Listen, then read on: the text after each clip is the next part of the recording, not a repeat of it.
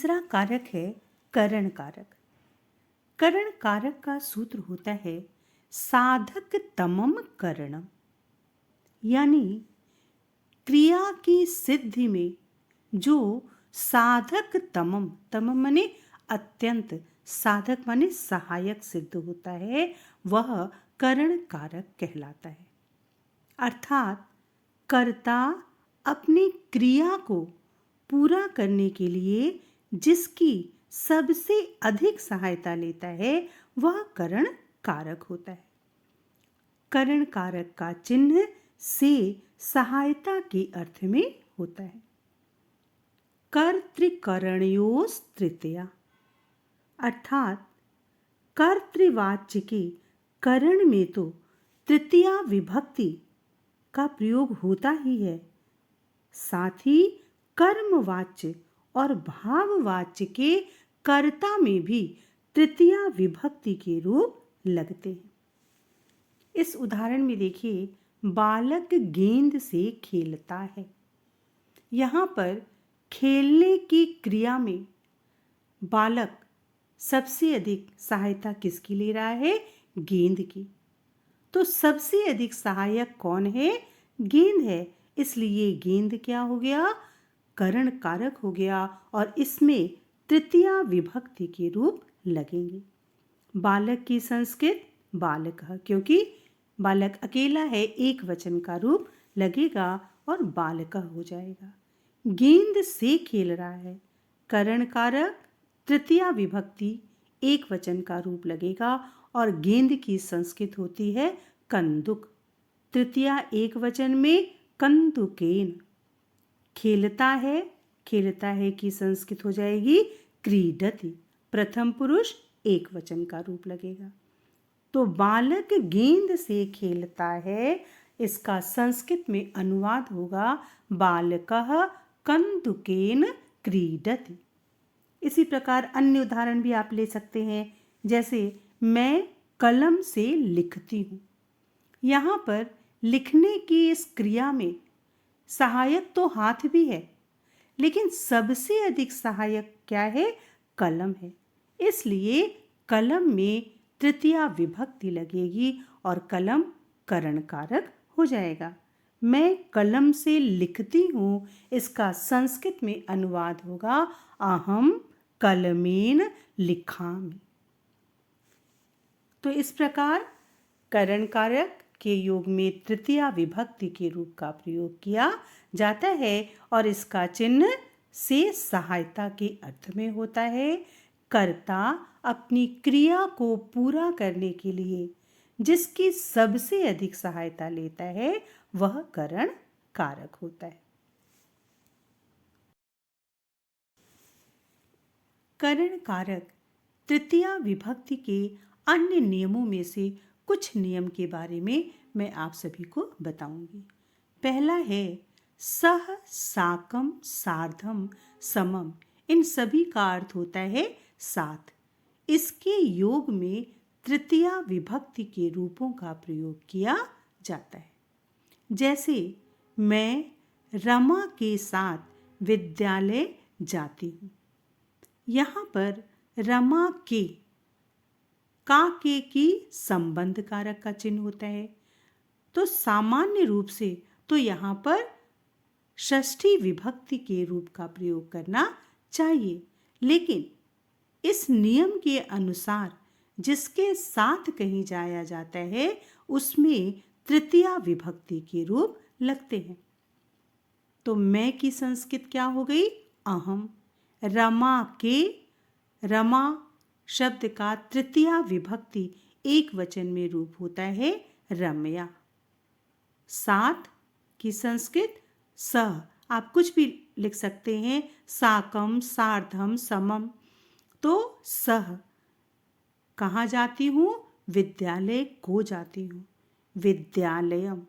और जाती हूँ की संस्कृत गच्छामि, क्योंकि मैं के साथ उत्तम पुरुष की क्रिया का प्रयोग किया जाता है।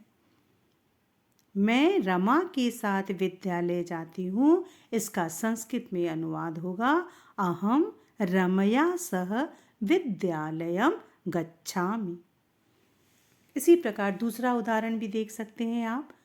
सोहन पिता के साथ बाजार गया। यहाँ पर सोहन किसके साथ गया? पिता के साथ। यहाँ पर पिता के यह भी संबंध कारक का चिन्ह है, इसमें भी षष्ठी विभक्ति का रूप लगना चाहिए, लेकिन इस नियम के अनुसार कि जिसके साथ कहीं जाया जाता है उसमें तृतीया विभक्ति के रूप लगते हैं, तो पिता में भी तृतीया विभक्ति का ही रूप लगेगा। सोहन की संस्कृत है सोहन। पिता के, यहाँ पर तृतीया विभक्ति एक वचन में पिता शब्द का रूप होता है पित्रा। साथ सार्धम। बाजार की संस्कृत होती है आपणम। और गया, ये कौन सा लकार है? लंग लकार। तो लंग लकार के प्रथम पुरुष का एक वचन का रूप लगेगा और हो जाएगा अगच्छत। सोहन पिता के साथ बाजार गया, इसका संस्कृत में अनुवाद होगा सोहनः पित्रा सार्धम आपणम अगच्छत।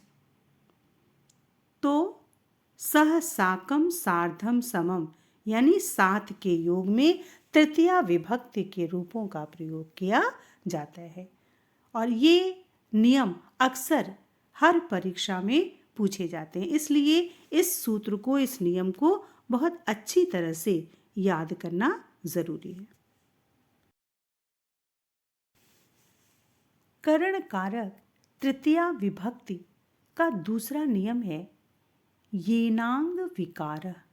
इस सूत्र के अनुसार व्यक्ति जिस अंग से विकृत होता है, यानी शरीर के जिस अंग में विकार या दोष हो, उस अंग विशेष में तृतीया विभक्ति के रूपों का प्रयोग किया जाता है। जैसे वह आँख से काना है।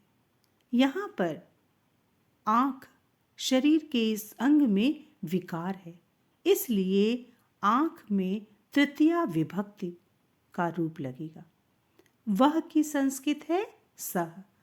आँख की संस्कृत होती है नेत्र, और तृतीया विभक्ति एक वचन में होगा नेत्रेण।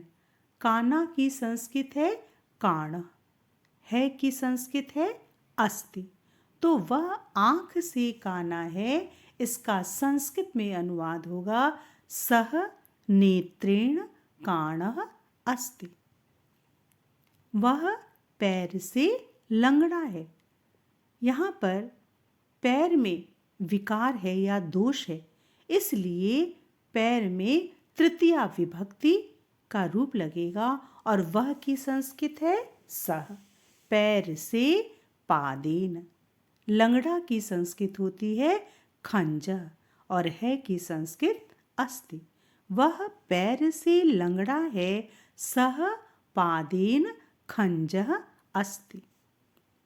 तीसरा नियम है तुल्य या समानता सूचक शब्दों के योग में जिसके समान कुछ होगा उसमें तृतीया विभक्ति के रूप लगेंगे।